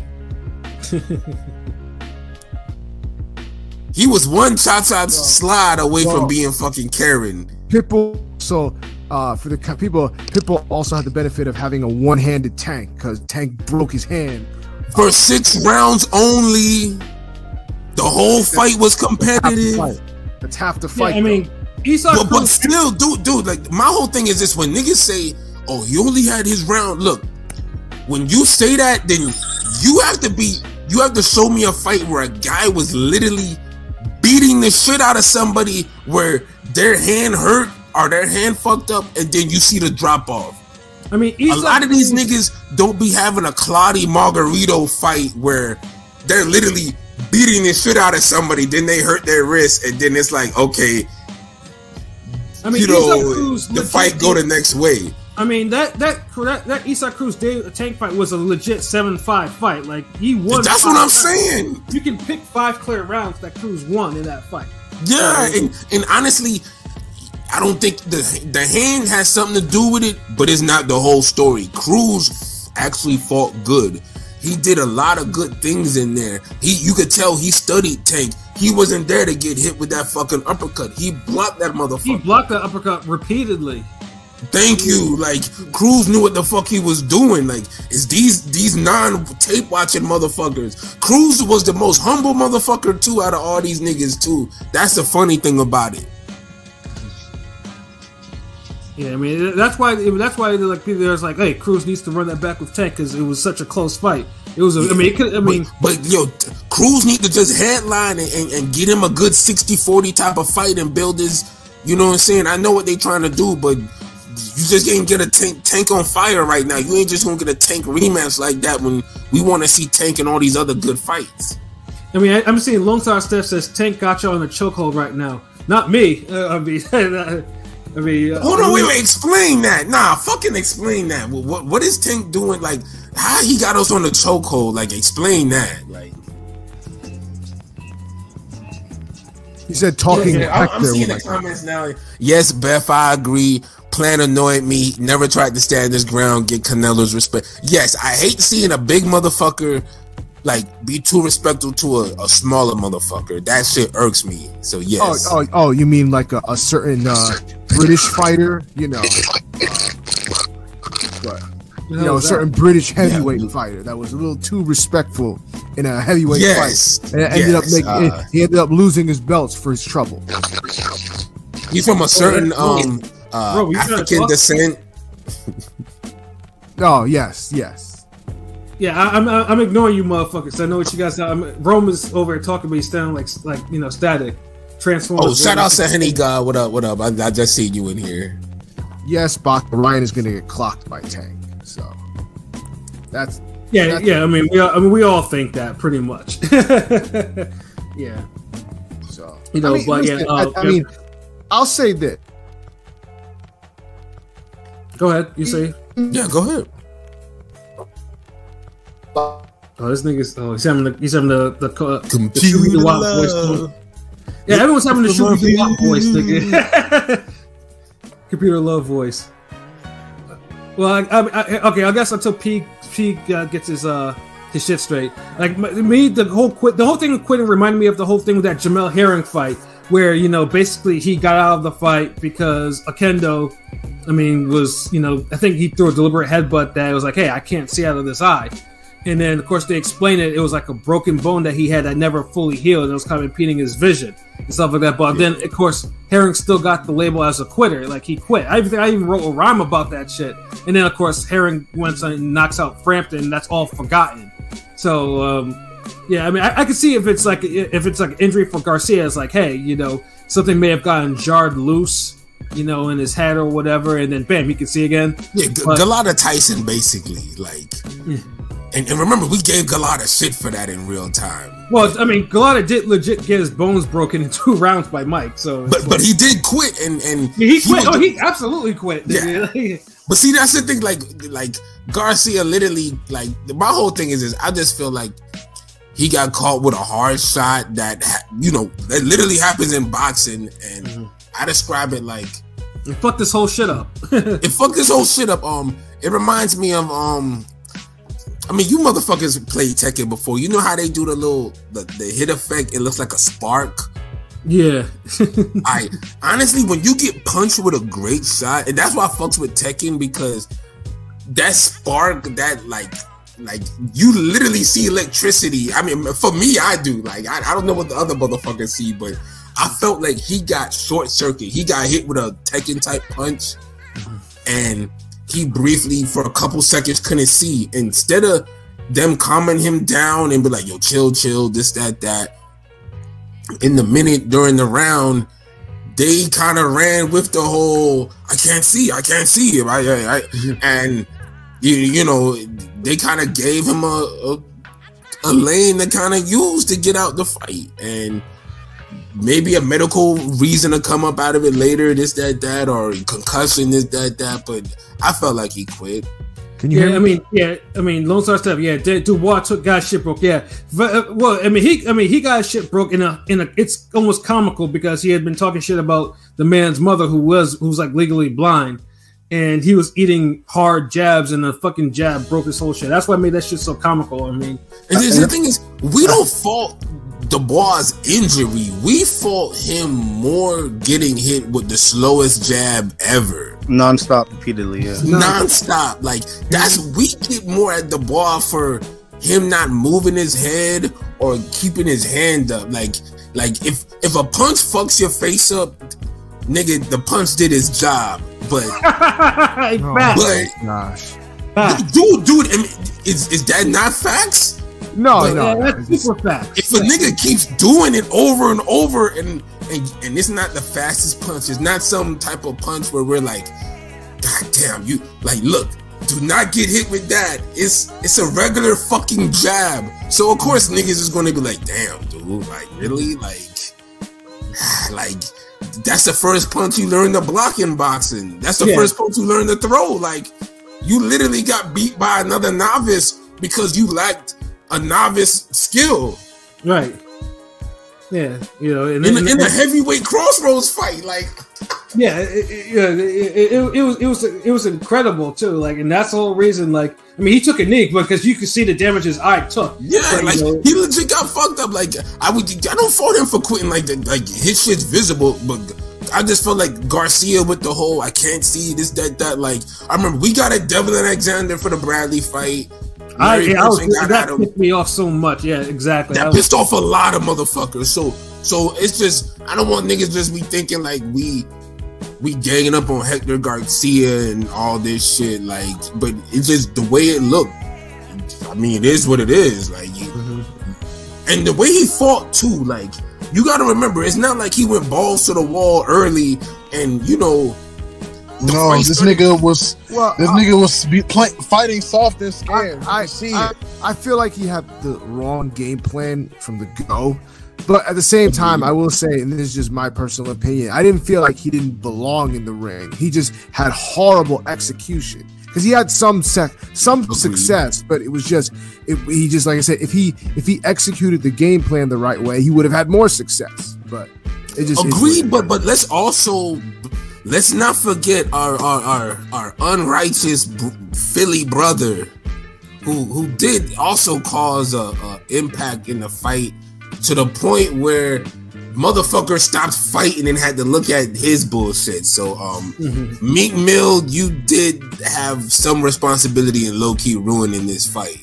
You did. Oh yeah. I don't want to just not mention this motherfucker name because I'm sorry that dude, boxing, we've been through fan men, walkie talkies being thrown at niggas, chairs, all types of shit. But corner man swinging at fighters, and like everything. Like you a boxing fan, you've seen everything, drop kicks, all types of shit. Like I'm waiting for a motherfucker to put a car into the ring next. Like, you see motorcycles get close, or bring a chopper into the ring. Bring a fucking helicopter into the ring. Yeah. I should have put that in here because that's so sick. I actually do it. Henny God, you're asking what did Meek do? Meek was getting into it with the Russell brothers, going back and forth. It got a little chippy, and they had to be separated. And Meek went to the back and missed the rest of the fight.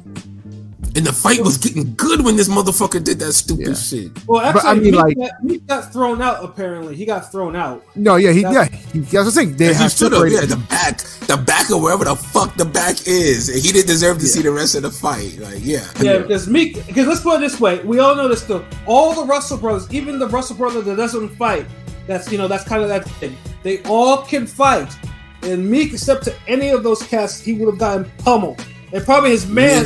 Look, dude. R.I.P. The spirit of their father would beat Meek Mill's ass in a fight right now. Yeah. Don't fucking start. Like, that's one of the most untouchable families for hands in boxing. Like, yeah, like, and they're with the shits. Like, every single one of them Russell brothers are with the shits. They would have fucked Meek Mill's whole shit up if whatchamacallit wasn't trying to defuse the situation. Like, You know, like see, the funny thing is, I felt like Wallow kind of made it worse. Like because him jumping over people made it like hold on. That nigga diving over people like whoa. Look, when you see a motherfucker dive over somebody, like you thinking they about to throw hands, hold on, like here's my mixtape. He made it look like nigga pulling guns out. That nigga like, hold it, wait, like, nigga, with your fucking Kevin Costner bodyguard ass here, like, nigga, chill. Like you about to jump in the, like Mr. Burns about to get shot, motherfucker just diving in front, like, dude, like, that chill. nigga look like he was auditioning for a movie role with that shit. Yeah, like sit your ass down, guys. We can do this together, looking ass nigga.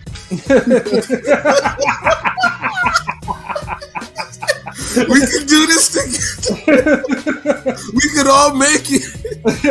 I know he didn't want to leave behind Morph and the rest of the X-Men, but look, sometimes the Meek Mill nigga gotta go. Like, yeah, I'm saying, like, this nigga, like, I mean, Meek Mill is probably gonna get. I mean, I know this dude is like, you know, he's like royalty in some circles, but this nigga needs to be put in the nosebleeds now. He can't be near ringside because he doesn't know how to act. Like, you know, I wouldn't even put him in the nosebleeds. Like, he'll get into it with somebody in the nosebleeds, nigga. You just know. I mean, put him in the fucking suite then. Like, he can't cause any trouble, you know, in there. Put him in the fucking suite or some shit like that if he has to come to a fight. But yeah, no, yeah, that nigga, because that nigga did put him in Oh, go ahead. I was going to say, put him in a suite with a bunch of billionaire white dudes. He'll behave. Yeah, he'll behave. Yeah, exactly. He'll be bunny hopping and behaving, and he'll be good. Yeah, he wasn't doing that shit in the fucking penthouse with Robert Kraft when I wasn't. Hell no. You know, but yeah, acting very civilized. Yeah, there you go. Yeah, and then once that whole shit was kind of settled and whatnot, yeah, the fight never, because it was getting good, but then after that, the fight was like a dud. Like, it was a pure dud. Until Garcia took that shot and was like, you know, I'm done. You know what I'm saying? So it's like, oh, I can't see my neck, my back. Like, nigga, like, dude got hit with one of those Timothy Bradley punches that he got hit with Pacquiao in the first fight, where you know how Pacquiao was hitting dudes so hard he was breaking his ankles. Like, thought he was getting jumped by Iverson and Pacquiao. Like, it was like one of those football players that, you know, they first time getting tackled and they realize it hurt, and then they be like, I don't want to play football no more, ass niggas. Yeah. Oh shit! Oh man! I, as a Florida nigga who's seen a lot of street football, that happened. Yeah, it's some hilarious shit to see. Yeah, no. See a whole nigga's summer dreams just get shattered in one football game. I mean, I will say though. I mean, like I said, I mean, the fight. I mean, but at least though, Tank gave him what they were looking for. Because then again, the other three fights, Tank got him a knockout, even though it was an anticlimactic knockout. It was still a stoppage nonetheless, and Tank, you know, obviously winning by knockout. That shit was an off-camera death, like in Spartacus or some shit, like. You know, yeah, it was. You know, at least it wasn't what it was. But like I said, overall, the event was mid. It was a mid event. C plus. I'll give it a C because I mean, I give it a C. Yeah, a C. Damn. And this nigga was there live, and he saw more of the. And I can't disagree with that. That's a C. Dude, fuck it. The fights were a C, but like, I mean, the event and the atmosphere was great. That. I'm just talking about the fights themselves. But yeah, it all goes together. So does my C plus credible, or I'm doing too much? C plus is fine. No, C plus is fine. Yeah, it was C plus, and with the atmosphere made it like better because I enjoyed the atmosphere of it, the ambiance. But yeah, the fights itself, yeah. And then one more thing I want to add on before we go into the preview for the top ranked card. Lamont Peterson being on the card, like I said, we all expressed concern about Lamont being on that card, you know, because, you know, last time we saw him before, dude pretty much ended his career in guy's career ended in brutal fashion by Sergey Lipinets. In the fight of the year, though, in the fight of the year, so it's different when your career ends on a fight of the year candidate. Yeah. But instead, I mean, I know that Tank was looking up because the Petersons got mad respect in the DMV era, especially in DC. You know, so they put him in the ring with a 16-16 journeyman, who proceeded to knock him out in 4 rounds, which I did. And, you know, the clips of it are circulating around, and I'm just like, ugh. It was a horrible, earth-shattering Michael Grant type of knockout. Yeah. Yeah, because Lamont, I think Lamont was, Lamont had skills, but them skills are kind of, but the skills, he didn't have enough of his punch resistance. That shit was gone. Like that first right hook that put him down that was like horrible. I was like, Jesus Christ! If I was the ref, I would have stopped that shit immediately, just the way that nigga fell, because he fell like face first. You know, so yeah, I didn't like seeing that. I know Tank was looking out, but damn, like.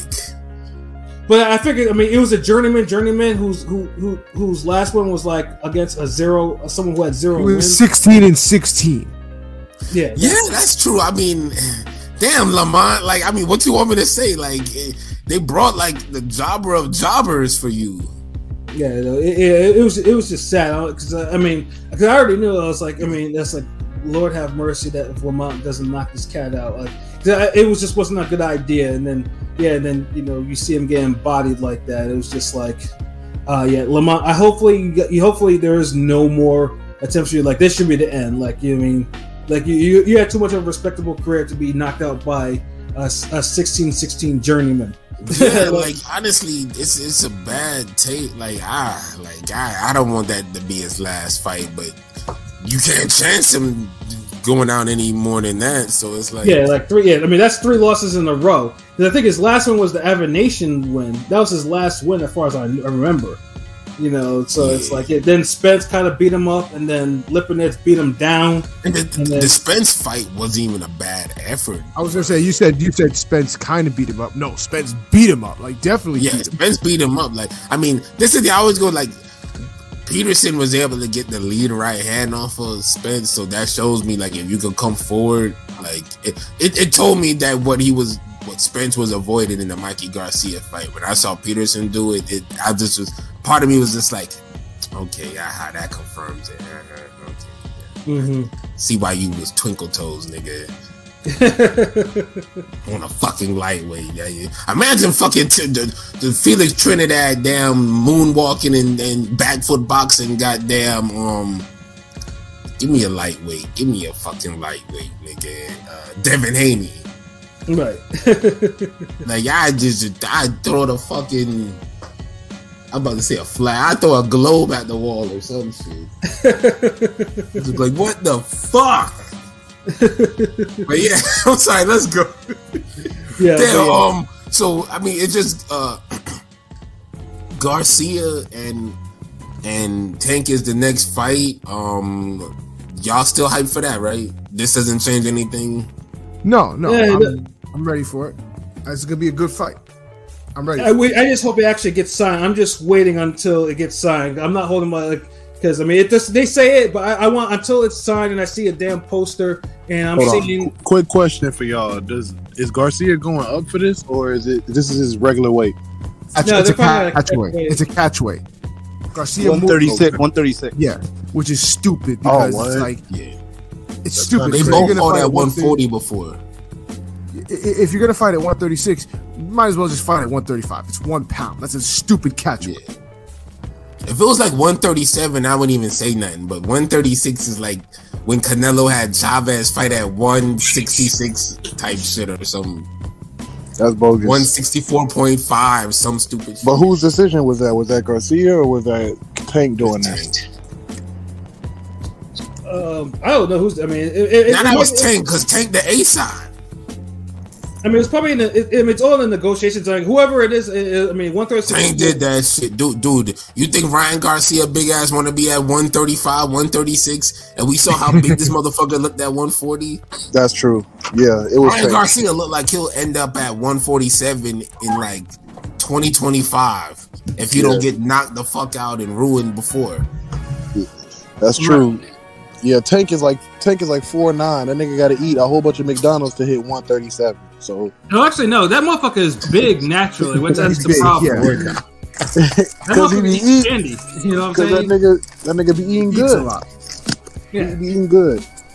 I mean, he keep his weight down better than he did before. Like he don't blow up in the face like he used to. Right. Sure. Or at least he stay in the gym more than, because you could tell. Like, yeah, I'm not gonna lie, he did look way more in shape this fight than he did in his last few fights. Yeah, Tank is not meant to be that big, but you know, he's at a point where, I mean, his power might carry him up above weights, but if he starts fighting heavier, he'll probably take more punishment. So that's the thing, that he has to stay at a certain weight range. You know? Well, this is the thing.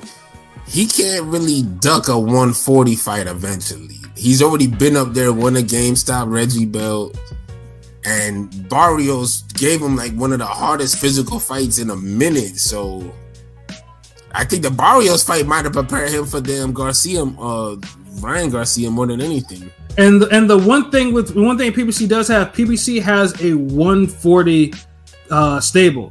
And they have some hard hitting niggas at that. They got a real nice stable. Yeah, they got a real nice stable. So that's the thing with Tank, and I said it before. I wouldn't favor Tank with any of those cats. Like, you know, the only person at 140 I favor Tank at is Teofimo. Yeah, you know, it's Teofimo, Montana Love, them two. Everyone else, Brandon Lee. Yeah, I favor against Brandon Lee. You're from the, of course, dude. It's Brandon Lee, like really, like Brandon Lee don't beat Zepeda right now. Pilot said it, so I'm just reiterating it. Brandon Lee becoming the Vito Milanecki of 135. Yeah, he needs to step up fight. Joey Spencer ass motherfucker. Yeah. yeah, that's what I meant. Not Vito. Vito cool. The Joey Spencer of fucking Yeah, damn, it's so crazy that the motherfucker that replaced Joey, that's whose name I said. Yeah, that's how bad it is. But yeah, like he needs to step up, because 135, 140, they're getting they're too buzzing, and to not have your name in there against some legit opponents, not a good look. Not at all. You know, but yeah, I think we gave this card a lot of bars. You know, we and did. so. Like this shit made me fucking hungry. Like, jeez. You know, so let's get through the top rank preview, because I mean the top rank actually has good fights on there. So it's not like, you know, top. I don't know. That's this Saturday. Yeah, it's the only card. Yeah, it's Saturday. Thank God. Well, what time? It's the main card starts at 10. Oh fuck! That's the last one fucking thing I gotta say. God damn it, PBC! You and these motherfucking late ass goddamn these pay-per-views, dude. These niggas ain't start fighting till like fucking 1 a.m. Yeah, that was. I was legit walking around. I was like, God damn! Like, I mean, I have liquor in me. I'm like, you know, these niggas need to start. Yeah, and even people, us at the stadium, were like, damn, this was a long ass card. I think they were milking they weren't expecting all these fights to go the distance. So I think I think PBC was. See, honestly, look, that's the boxing gods. The boxing gods said, look, this is too many showcases for a fucking pay-per-view. And you know what? They made a backfire. Them niggas did a judgment. Just like with remember what Plant Benavidez and Stanionis Ortiz the same night? Mm-hmm. Boxing gods made an executive call and said, hey man, look, these is two good fights that y'all have no business being on the same night unless they in the same fucking card. Facts. And they were milking it like, so. There's a lot of filler. Yeah. There's a lot of fucking filler and a lot of the same. And commercials, PBC, the commercials and this shit, like. They didn't even interview a boxer that has an upcoming fight or something. Like, you know, come on, they're on the top rank milking shit. Yeah, it was a bad pay-per-view. Let's just be honest. Like the pay-per-view, yeah, C+. Yeah, it was just out of 1 through 10 is mid as fuck. It just, you had one compelling fight and a whole bunch of showcases that just turned into duds for the most part. So yeah, whenever, dude, like I've said it before and I've said it again. Like your co-main has to be so good it could be its own main event on another card. Right. Especially for pay-per-views. If you're not gonna do that, don't even think about a pay-per-view, because it really shows. And when you have a card where all these jobber fights is going the fucking distance and the main event starting at fucking 1 a.m. like ugh. But yeah, I just had to say that my rant's over. Sorry about that, Pat. No problem. Yeah, that had to be mentioned too, because yeah, it was tiring at that particular point. You know what I'm saying? Niggas is old now. You know what I'm saying? Like, you know, like get on with it. And then nigga too good that day to be up that late. Yeah, you know what I mean, like. Yeah, get the fuck out of here. Yeah, I already had a busy ass day too, and that liquor was threatening to put me to sleep. So I had to, so they needed to get that shit going. And that whiskey was sneaking up on me like them Karen left hooks on boots. But yeah, we gave that card enough bars. So